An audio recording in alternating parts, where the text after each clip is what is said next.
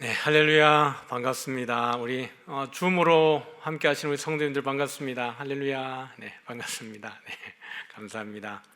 우리 장로님, 또 집사님, 또 우리 권사님들 들어와 계시고 교육자들도 들어와 있습니다. 얼굴을 안 보여주시는 분들 빨리 보여주세요. 반갑습니다. 우리 또 유튜브로 함께 하시는 분들도 축복합니다.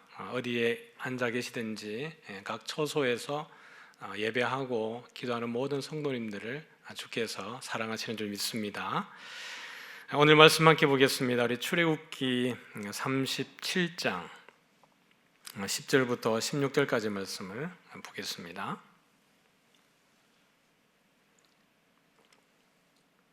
출애굽기 37장 10절부터 16절까지 같이 읽죠. 같이 읽겠습니다.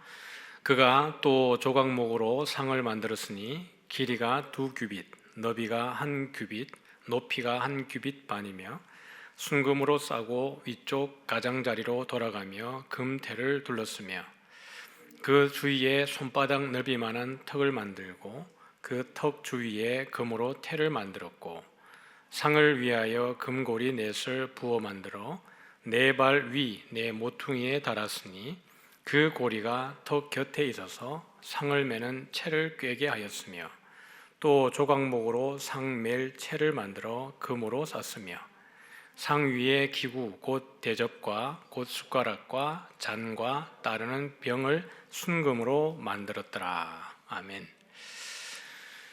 네, 한 해 동안 여러분 수고 많으셨습니다. 제가 기도할 때도 기도했지만은 코로나가 잠시 있다가 지나갈 것 같았습니다. 교회가 사상 초유의 사태로 온라인 예배를 드리기 시작을 하고 한두 주 정도가 지나면 곧 현장 예배가 재개될 줄 알았는데 그렇지 않고 2020년이 지나가는 그 모든 순간까지 우리가 대면과 비대면을 반복하면서 지금은 비대면으로 연말을 맞이하게 되었습니다. 기도회를 준비하면서 또 찬양하는 가운데에 이렇게 묵상하고 함께 찬양하는 가운데 그런 생각이 들었습니다. 제가 이제 스쿠버 다이빙을 한번 이렇게 배워본 적이 있습니다. 수중에 장비를 차고 들어가서 이제 헤엄치는 거죠. 그것을 이제 훈련 받을 때에 수족관에서 훈련을 받아요. 한 5m 밑에 있는 수족관에 가서 훈련을 받는데 훈련 과정 속에 공기가 없을 때의 느낌을 한번 체험하기 위해서 이제 교관이 이 뒤에 이제 제 등 뒤에 가서 공기통에 밸브를 이제 잠그는 겁니다. 그리고 나서 물 수중에 들어갔을 때에 공기통에 공기가 다 사라지고 났을 때의 상황이 어떤 것을 체험케 하는 거예요. 그러고 난 다음에 제가 이렇게 물에서 여러 가지를 시험하고 있을 때 예고 없이 와서 제 공기통에 밸브를 잠궈 버리는 겁니다. 여러분 어떤 상황일 것 같으세요? 공기통에 밸브를 잠가 버리면 어떤 상황이 연출이 되냐 그러면 이 호흡이 1mm도 안 당겨집니다. 이게 이렇게 하면 뭐가 들어오는 게 있지 않습니까? 1mm의 공기도 제 입으로 들어오지 않습니다. 그대로 이게 숨이 딱 멎어지는 거예요. 훈련을 마치고 나서 그 훈련을 하고 날 때는 그 상황에서는 별 느낌이 없었습니다. 이게 숨이 하나도 안 들어오네. 야, 이러고 있다가는 물 밑에 있다가 공기통에 이 공기가 사라지고 나면 이게 죽겠다. 이런 그냥 느낌 정도. 그래서 다이빙을 하다 보면 항상 이 공기가 얼마나 남았는지를 체크하고 일정량이 남았을 때는 수중으로 올라오는 그런 훈련들을 합니다. 그리고 물에 올라오기 전에 기압을 맞추면서 최종적으로 안전하게 이제 수중으로 수면으로 올라오게 되는데요. 그 장면을 곰곰이 생각을 해보면 무서운 거예요. 야, 진짜 물에 들어갔다가 공기통에 공기가 없으면 끝나는구나 이런 생각이 들었는데요. 그걸 생각하다가 제가 제 인생에 하나님을 만났던 순간하고 이게 오버랩이 되었습니다. 하나님을 제가 부인하고 또 예수님을 철저하게 부정을 했을 때 극도로 하나님에게 반항을 했죠. 절대로 나는 예수 안 믿겠다, 하나님 안 믿겠다, 그렇게 발버둥 치고 반항하고 그렇게 하나님에게 대항을 할 때, 그때 하나님이 저희 가정에 여러 가지 또 시험으로 또 어려움으로 그렇게 궁지에 몰아가셨을 때, 그렇게 부정하고 제가 또 믿지 않고 하나님을 대항하던 그 상황 속에 제가 마지막 느낀 느낌과 물에서 공기가 완전히 사라진, 밸브가 잠긴 상태와 똑같았다는 것을 제가 생각하게 되었습니다. 제가 두 손 들고 항복하게 되었던 그 상황이 바로 그 상황이었습니다. 숨을 쉴 수가 없도록 하나님이 코너로 몰아가서 마지막에 제 멱살을 딱 쥔 거예요. 인생에 숨을 쉴 수가 없었습니다. 죽겠다. 그러고 나서 제가 항복하고 제 스스로 교회로 발걸음을 옮겼던 거죠. 우리 인생 가운데도 그렇지 않겠나 싶습니다. 하나님이 없는 상황, 그것이 바로 공기통에 공기가 사라지는 상황, 내 마음대로 발버둥 치지만 절대로 생존할 수 없는 상황, 거기서 몇 분 또는 몇 초의 시간을 생존해 있을 줄 모르지만 그때는 살았으나 죽었습니다. 우리 인생 가운데에도 우리가 열심히 살아갈 때에, 하나님 없이 살 때에 살아있으나 죽었어요.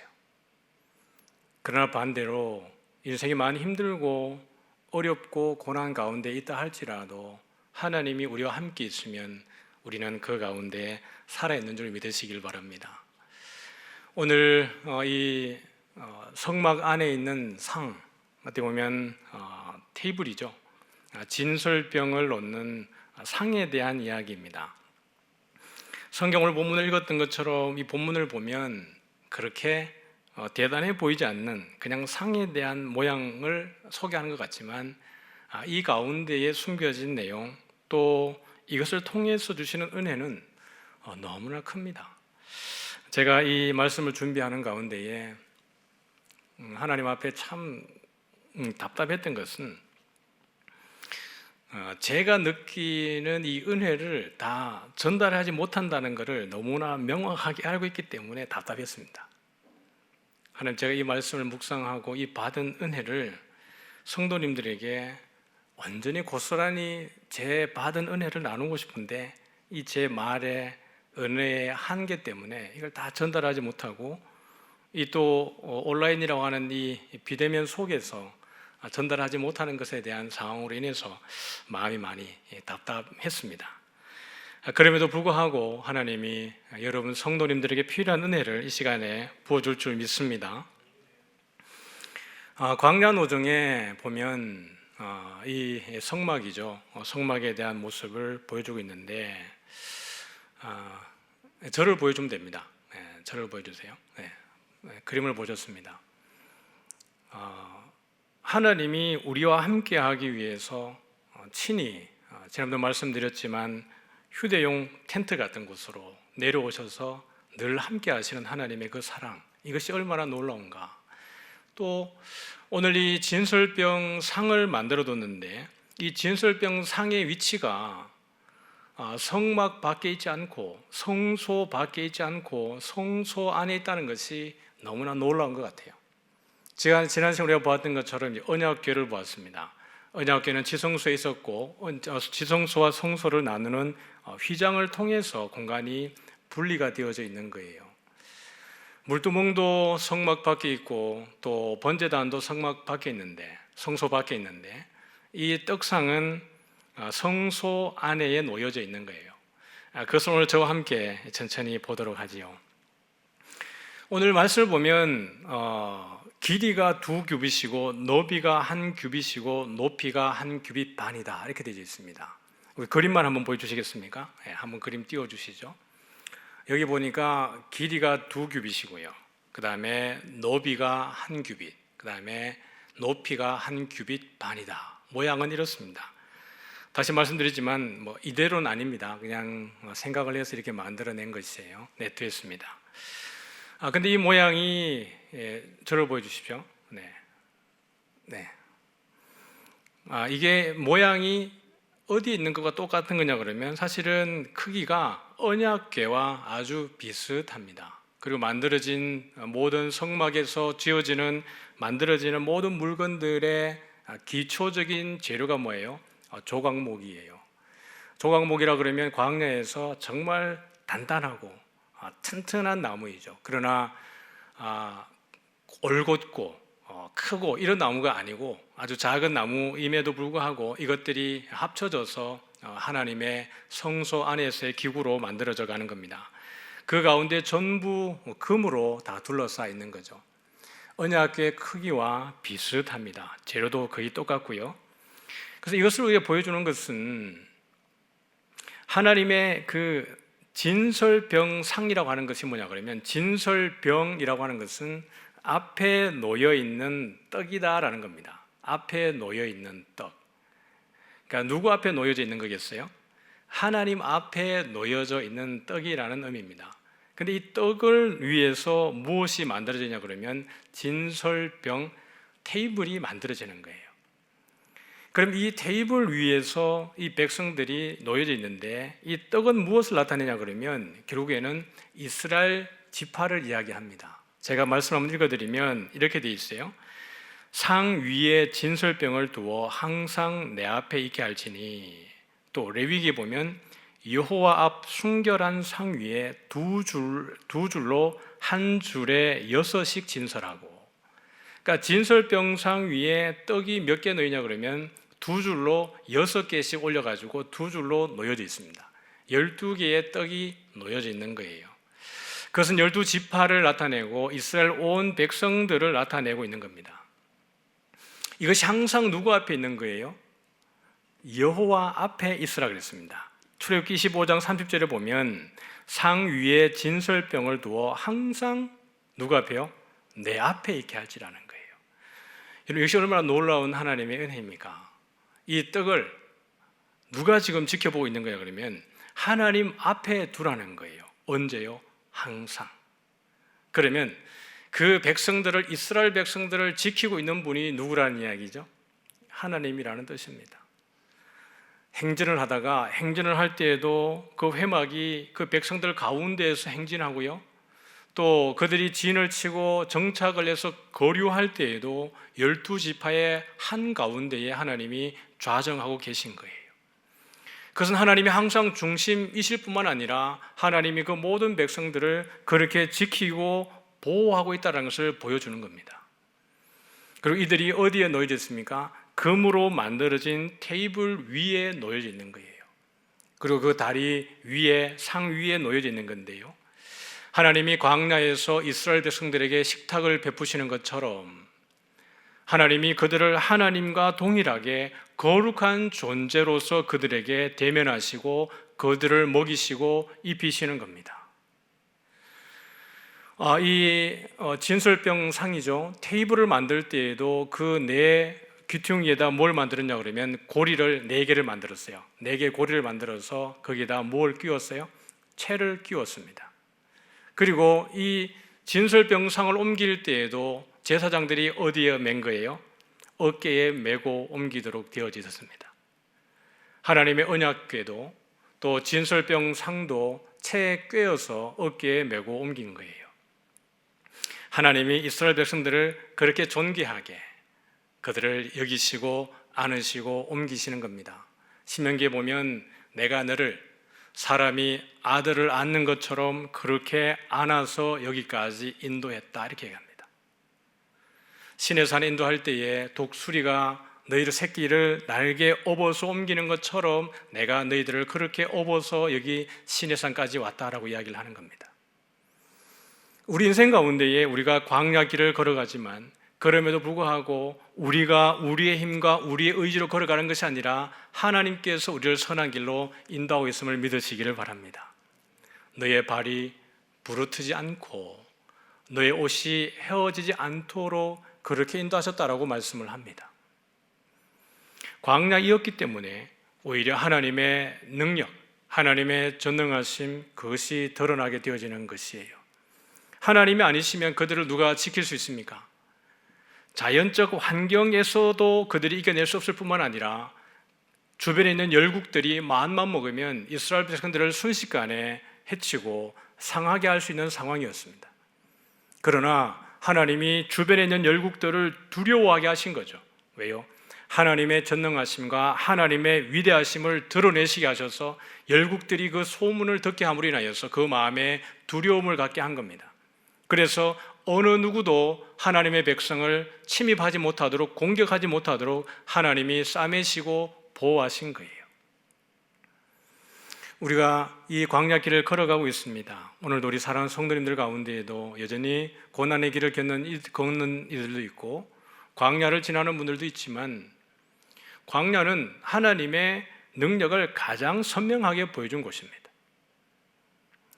우리가 지금도 이 어려움 가운데에 이 자리에 있는 여러분들이 하나님을 떠나지 않고 예배 현장에 여러분이 앉아 계시다는 것만으로도 얼마나 놀라운 은혜를 입었는지를 알으셔야 돼요. 왜냐하면 하나님의 은혜가 아니고서는 누구도 예배 처소에 나올 수 없기 때문에 그렇습니다. 그래서 이들은 늘 하나님 앞에 있어지고, 그것을 우리는 다른 말로 말하면 코람데오라고 이야기를 하는 거예요. 하나님이 항상 그것들을 내 앞에 있게 하라. 그래서 신명기에 가보면 신명기 6장에 이렇게 합니다. 이스라엘아 들으라. 우리 하나님 여호와는 오직 유일한 여호와이시니 너는 마음을 다하고 뜻을 다하고 힘을 다하여 내 하나님 여호와를 사랑하라. 어떻게 하라는 거예요? 마음과 뜻과 힘을 다하여서 누구를 사랑하는 거죠? 내 하나님 여호와를 사랑하라는 겁니다. 내 전 존재를 들여서 누구를 붙들라는 이야기예요? 하나님을 붙들라고 이야기를 하고 있는 겁니다. 오늘 내가 내게 명하는 이 말씀을 너는 마음에 새기고 내 자녀에게 부지런히 가르치며 집에 앉았을 때든지 길을 갈 때든지 누워있을 때든지 일어날 때든지 이 말씀을 강론할 것이며, 너는 또 그것을 내 손에 메어 기호를 삼으며 내 미간에 붙여 표로 삼고 또 내 집 문설주와 바깥문에 기록할지니라. 우리가 잘 알고 있는 셰마 이스라엘이라는 그 구절이 신명기 6장 4절부터 9절 가운데 있습니다. 우리 화면 한번 보시면 하나님이 우리를 사랑하시고 우리가 항상 하나님 앞에 놓여져 있는 진설병같이 그렇게 놓여져 있을 때에 우리가 하나님을 향해야 되는 것은 마음과 뜻과 힘을 다하여서 하나님을 사랑하는 거예요. 그리고 이 말씀을 자녀들에게 가르칠 때에 앉았을 때든지 길을 갈 때든지 누웠을 때든지 일어날 때든지 이 말씀을 강론하고, 또 그것을 어디에요? 내 손목에 메어서 기호를 삼고 내 미간에 붙여 표로 삼고 내 집 문설주 곧 바깥문에 기록하라, 이렇게 되어 있죠. 그래서 유대인들은 실질적으로 이러한 모습으로 손목에 또 미간에 여호와의 말씀을 경문을 달고 그렇게 기도합니다. 이것은 이들의 일상인데, 이것이 그들의 표현으로 하면 테필린이라고 이야기합니다. 미간에다가, 저 미간에 있는 저 통에다가 말씀을 넣고 또 팔뚝에도 그 경문을 넣어서 말씀을 읽고 저렇게 말씀을 읽으면서 기도하는 거예요. 그러면서 항상 그들이 누구 앞에 있다고 생각하는 거예요? 하나님 앞에 있다, 하나님과 대면하고 있다라는 것을 그들은 잃어버리지 않고 여호와의 말씀을 즐거워해서 주야로 하나님의 말씀을 묵상하는 겁니다. 그리고 집에 나갈 때에도 진문 설주에 이 메주자라고 하는 하나의 어떤, 우리로 보면 명패 같은 거죠. 집에 있는 그 명패같이 이것을 달아놓고 거기에 말씀 경문을 달아놓고 나가면서 들어가면서 그 말씀을 잃어버리지 않기 위해서 늘 그들이 주와 함께 있게 되어지는 겁니다. 사랑하는 성도 여러분, 오늘 이 성소 안에 있는 상을 만들라라는 것 됐습니다. 저를 보여주시면 됩니다. 상을 만들으라고 하는 것은, 이 상은 그냥 있는 것이 아닙니다. 하나님과 함께 있는, 하나님과 저를 보여주시면 됩니다. 사인이 오늘 잘 안 맞네요. 집중해 주시기를 바랍니다. 항상 우리가 하나님이 우리와 함께 있다라고 하는 것을 보여주기 위해서 그 상을 만들고 그 위에 진설병을 올리는 거예요. 떡을 올리는 거예요. 이스라엘 백성들이 이 하나님의 나라를 이렇게 경영하고 있을 때에 늘 열국들은 이스라엘 백성들을 먹잇감처럼 여깁니다. 왜냐하면 비옥한 초성달 지역 가운데에 그 메소포타미아 문명과 이집트 문명 가운데에 그 통로처럼 놓여 있는 것이 이스라엘 땅이에요. 그 땅을 지나가야 피차가 서로 경제적인 부와 또 어떤 세력을 확장할 수 있습니다. 거기에 놓여 있는 것이 이스라엘 지역이에요. 그러다 보니까 항상 그 가운데에 어려움에 놓여져 있는 거죠. 다윗 왕이 통치하고 솔로몬이 통치할 때까지만 해도 사실은 열국들이 그렇게 크지 않았습니다. 그러나 이제 이 나라가 나뉘어질 때에 애굽이라든지 또 바벨론이라든지 그 전에 아수르 이런 나라들이 세워지기 시작합니다. 그러면서 열국들로부터 위협을 받게 되어질 때에 엘리사 때입니다. 아람과 이스라엘 가운데 전쟁이 막 일어날 때에 아람 사람들이 희한한 일들을 경험합니다. 그들이 작전을 짜고 뭔가 전쟁을 해서 이기려고 마음을 먹고 작전을 탁 짤 때마다 가는 곳마다 번번이 막히는 거예요. 아람 왕이 생각할 때 참 희한하다. 우리 중에 누가 첩자가 있는 거 아니냐? 우리의 전략을 그 이스라엘에게 자꾸 알려줘서 그들을 매복하게 하고 숨어 있다가 우리의 모든 전략을 무효화시키는 게 아니냐라고 아람 왕이 의심하기 시작합니다. 그럴 때 그 가운데 있던 사람들이 이야기하기를 왕이여 그것이 아닙니다. 이스라엘에 어떤 한 선지자가 있는데 그 선지자는 우리의 모든 것을 다 알고 우리가 전략을 세우면 그 왕에게 이야기해서 모든 것들을 다 방비하고 있습니다. 그 사람을 죽여야 됩니다. 이렇게 얘기를 하는 거예요. 아람 왕이 그러면 그 사람을 죽이러 가자. 그게 누구냐? 엘리사인데 잡으러 가자. 이렇게 된 거예요. 그가 도단에 있으니까 가서 잡으시죠라고 한 거예요. 그래서 아람 왕 그 군대가 말과 병거와 모든 군대를 이끌고 엘리사를 잡으러 간 겁니다. 그 엘리사의 종이 나가서 보니까 큰일 났습니다.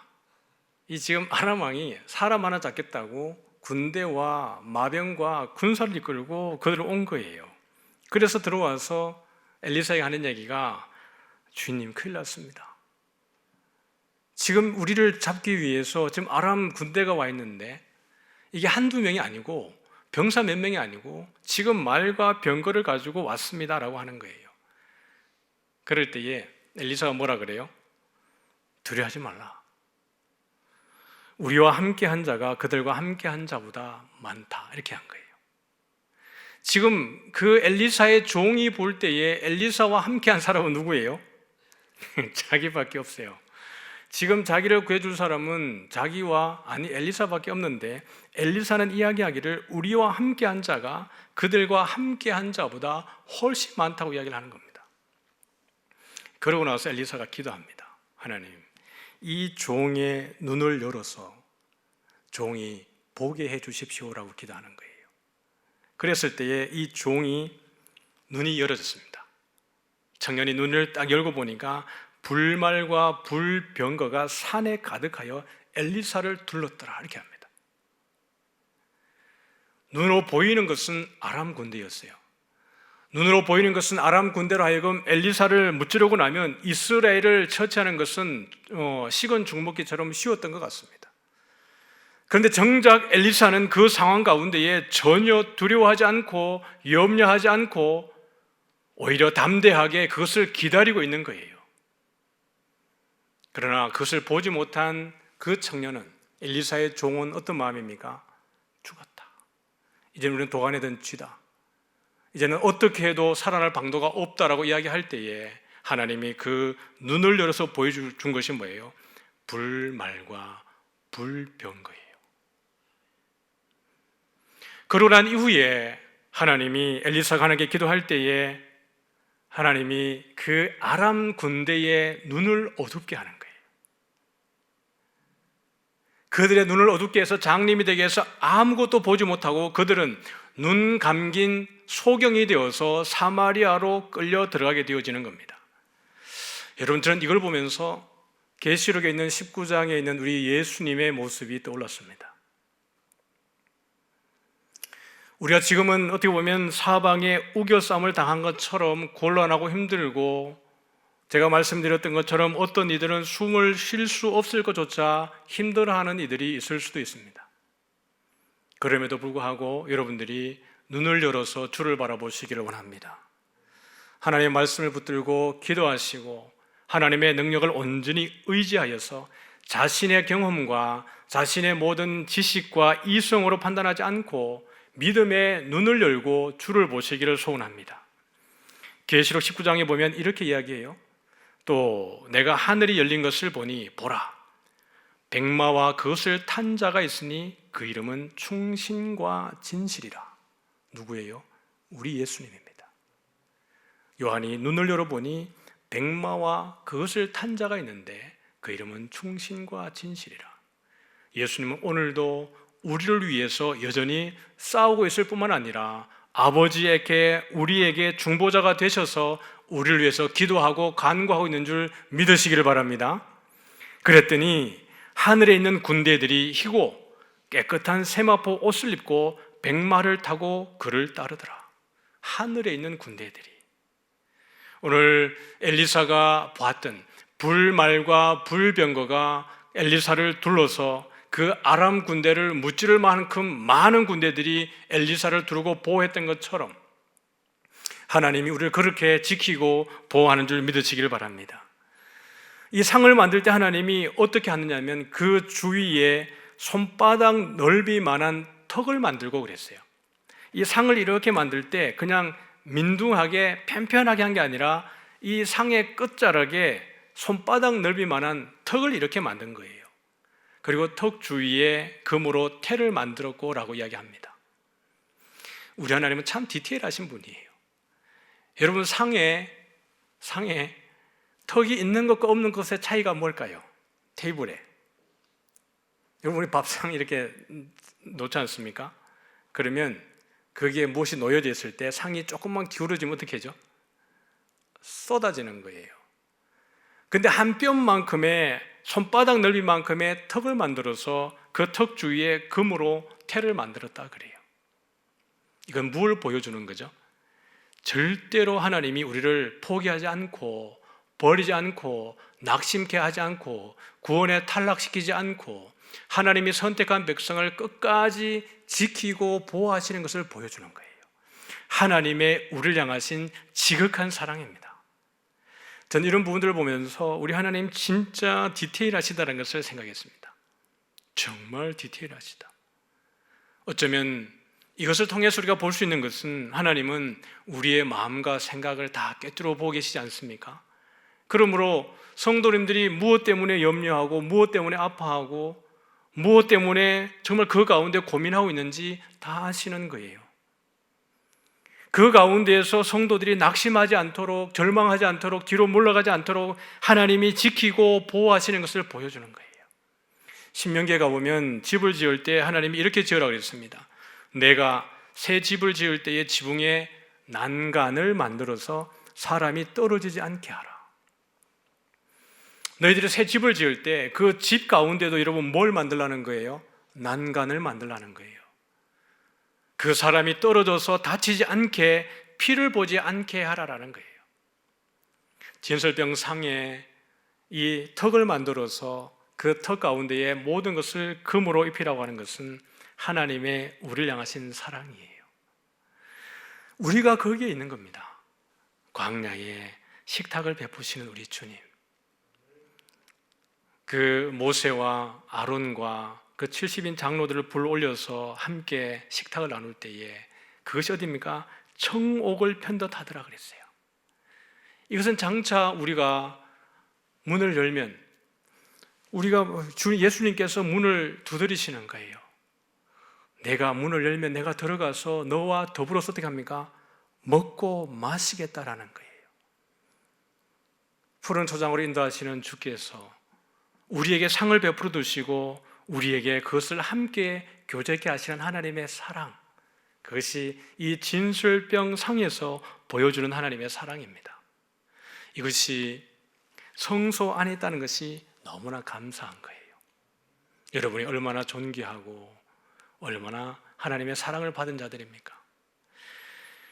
출애굽기 19장에 이렇게 이야기했어요. 세계가 다 내게 속하였나니 너희가 내 말을 잘 듣고 내 언약을 지키면 너희는 모든 민족 중에서 내 소유가 되겠고 너희가 내게 대하여 제사장 나라가 되며 거룩한 백성이 되리라.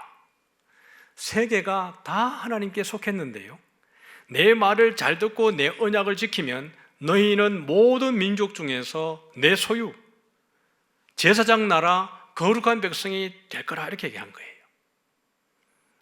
근데 베드로전서 2장 9절에는 어떻게 합니까?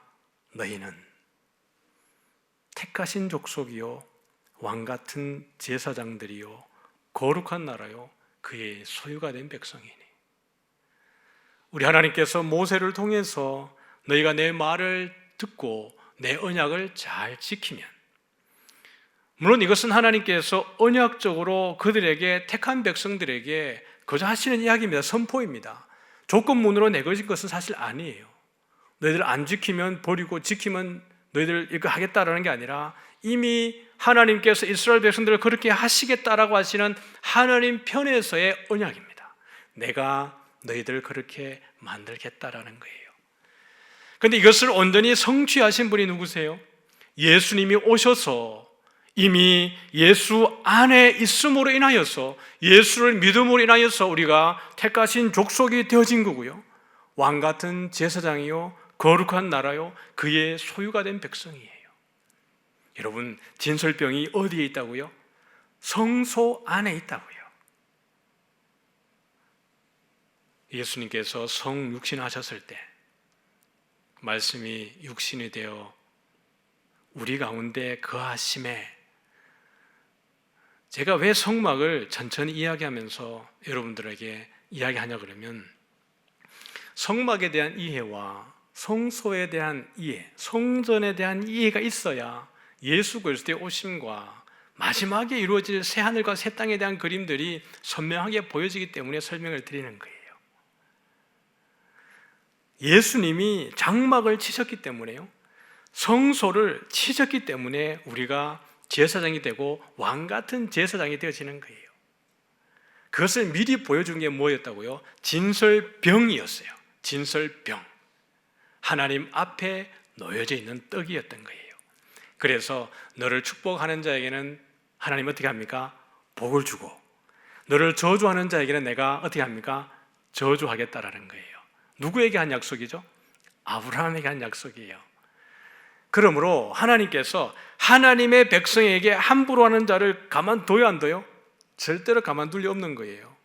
우리는 누구의 백성이에요? 하나님의 소유된 백성이에요.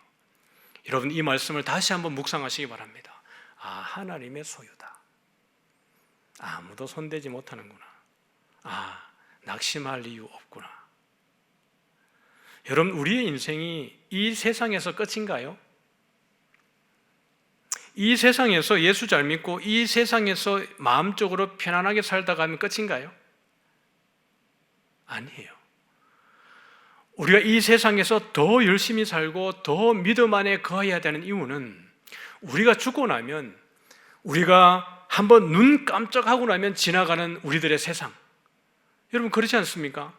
오늘 함께 예배하시는 우리 성도님들 가운데에도 연세가 많으신 분들이 계시겠지만, 지나간 시간들을 보면 연세가 많으나 나이가 적으나 상관없이 우리의 과거는 한순간에 다 추억이 되어지는 거예요. 그러나 우리의 내세는, 우리의 다음의 생애는 어때요? 영원이에요. 우리가 잘 못 살아도 100년 잘 못 누리는 거일 겁니다. 그러나 우리가 세상적으로 그걸 못 누린다 할지라도 하나님과 함께 있으면 영원히 누리는 거예요. 영원한 복을 누리게 될 줄 믿습니다. 그러므로 사랑하는 성도 여러분, 내가 가는 그 길이 광야라 할지라도 절대로 여러분들이 위축되지 말고, 앞으로 다가오는 그 시간들이 여전히 우리가 암흑 같고 어둠 같고 고난이 있다 할지라도 그 가운데 하나님이 함께 하시면 그것이 우리가 영원한 생명을 누리는 복인 줄 믿으시길 바랍니다. 여러분, 진설병을 마주하고 있는 것이 무엇이에요? 등잔대입니다. 진설병을 딱 마주하고 있는 것이 등잔대인데요. 출애굽기 25장 37절에 보면 이렇게 얘기했어요. 등잔 7을 만들어 그 위에 두어 앞을 비추게 하며 라고 했습니다.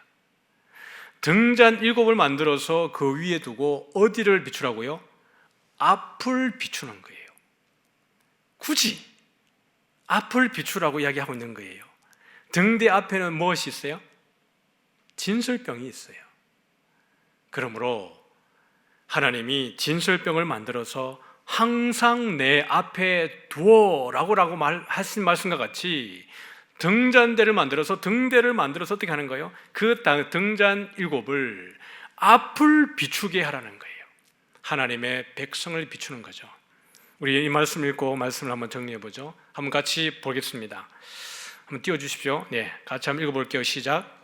여호와는 내게 복을 주시고 너를 지키시기를 원하며 여호와는 그의 얼굴을 내게 비추사 은혜 베푸시기를 원하며 여호와는 그 얼굴을 내게로 향하여 드사 평강 주시기를 원하노라 할지니라 하라. 여러분 보세요. 민수기 6장 24절 25절의 대제사장의 축복 기도문을 보면 우리 삼위일체 하나님의 축복의 메시지가 여기 담겨져 있는 거죠. 여호와는 내게 뭘 하는 거예요? 복을 주시고, 그 다음에 두 번째 보면 여호와는 어때요? 그의 얼굴을 누구에게 비추는 거예요? 너에게 비추사. 세 번째는요, 여호와는 그 얼굴을 누구를 향하여 드시는 거예요? 내게로 향하여 드사. 우리 삼위일체 하나님이 누구만 보고 있어요? 하나님의 백성을 지향하고 하나님의 백성을 바라보면서 그들에게 복을 주시고 은혜 주시고 평강을 주시는 거예요. 우리가 하나님 앞에 있다라는 것, 코람데오로, 코람데오, 항상 하나님 앞에 있다라는 것을 잊어버리지 않기를 소원합니다. 그러므로 이 2020년을 마무리하고 2021년을 기다리는 이 시점에서 지난 시간들 여러분들이 잘 또 묵상했으면 좋겠습니다. 이제 좀 한번 보여주시면요, 어떻게 보면 한 것이 없다라고 말할 수 있습니다. 교회적으로도 보면 정말 어떻게 보면 행사가 줄줄이 취소되어지고 연기되어지고 또 기약 없이 또 미뤄지기도 했습니다. 또 성도님들도 보면 교회에 헌신하고 섬기고 그렇게 해야 되는데 못한 것 때문에 마음에 뭔가 불편함이 있고 또 그런 명쾌하지 않은 그런 것들이 있을 수도 있습니다. 뿐만 아니라 개인적인 신앙생활에도 봐도 뭔가 특별히 열심히 했다라고 할 만한 것이 없어 보일 수도 있습니다.